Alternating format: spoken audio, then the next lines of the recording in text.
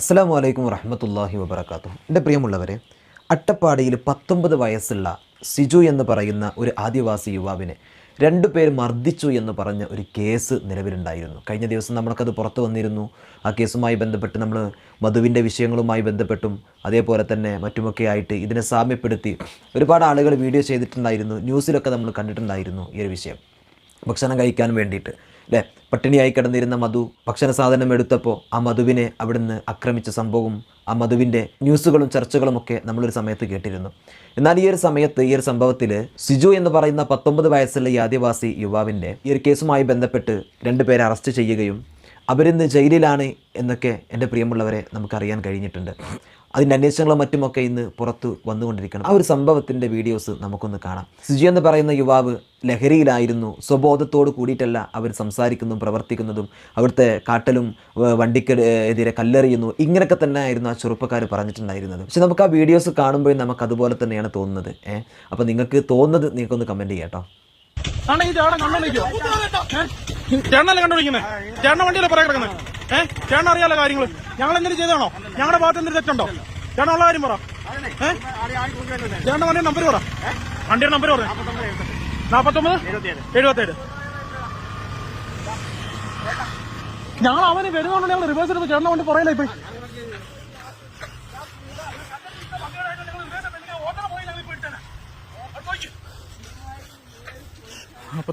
ഈ വണ്ടി ആ ചേട്ടന്റെ വണ്ടി. ചേട്ടന്റെ പേരെങ്ങനെ? രതീഷ്. ചേട്ടാ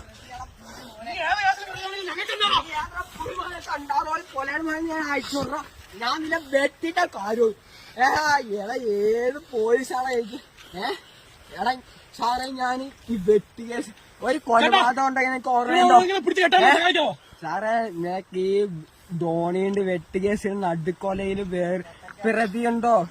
ആ പ്രതിയാണ് ഞാൻ. എന്റെ പേര് സിജു. സിജു സിജു സിജു നിനക്ക് ഓർമ്മയുണ്ടോ?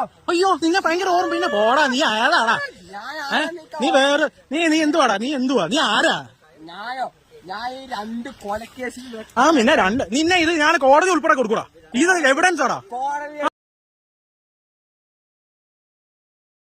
എനിക്ക് വെട്ടുപ്രസിലെ 2 കൊലപാതക പ്രതിയാണ്. ആയിക്കോട്ടെ.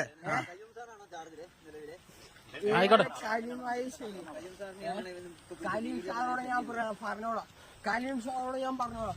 സാറേ, ഇവന്മാരുണ്ടല്ലോ സാറേ, സാറുമായിട്ട് അവിടെ നിർത്തണം. അവിടെ നിർത്തും.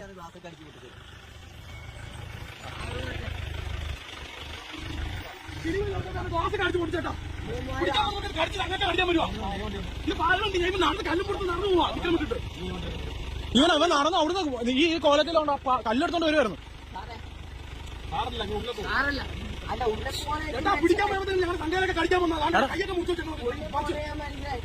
ഡ്രൈവല്ലടാ.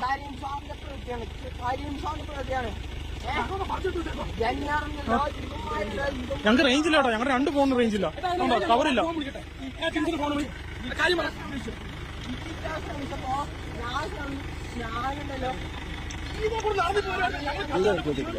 വീഡിയോ എടുത്തു.